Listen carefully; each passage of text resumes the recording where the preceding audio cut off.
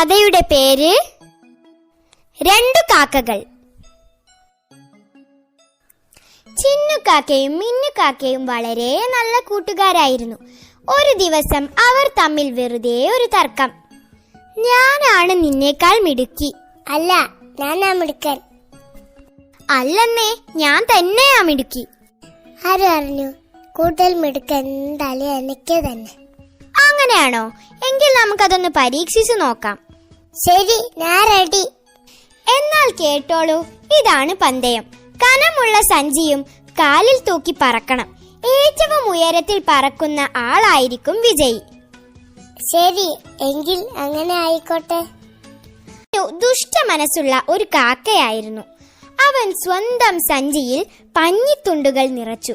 മിന്നുവിന്റെ സഞ്ചിയിൽ പക്ഷേ ഉപ്പാണ് നിറച്ചത്. ചിന്നു മിന്നുവിനേക്കാൾ ഉയരത്തിൽ പറന്നു. കാരണം അവന്റെ സഞ്ചിക്കുള്ളിൽ ഉണ്ടായിരുന്നത് കനമില്ലാത്ത പഞ്ഞിത്തുണ്ടുകളായിരുന്നുവല്ലോ. ചിന്നുവിന്റെ പഞ്ഞിത്തുണ്ടുകൾ മഴത്തുള്ളികൾ വീണ് നനഞ്ഞു കുതിർന്നു. അവന്റെ സഞ്ചിക്ക് ഭാരം കൂടി. മിന്നുവിന്റെ സഞ്ചിയിലെ ഉപ്പാകട്ടെ മഴവെള്ളത്തിൽ അലിഞ്ഞു പോവുകയും ചെയ്തു. അതോടെ ഉയരത്തിൽ പറക്കുകയും പന്തയത്തിൽ വിജയിക്കുകയും ചെയ്തു. ദുഷ്ടനായ ചിന്നുകാക്ക ഇതിൽ നിന്നൊരു പാഠം പഠിച്ചു. എന്താണെന്നറിയോ? മറ്റുള്ളവരെ ചതിച്ചുകൊണ്ട് നമുക്കൊരിക്കലും വിജയിക്കാൻ സാധിക്കില്ല. എപ്പോഴും സത്യം മാത്രമേ വിജയിക്കുകയുള്ളൂ.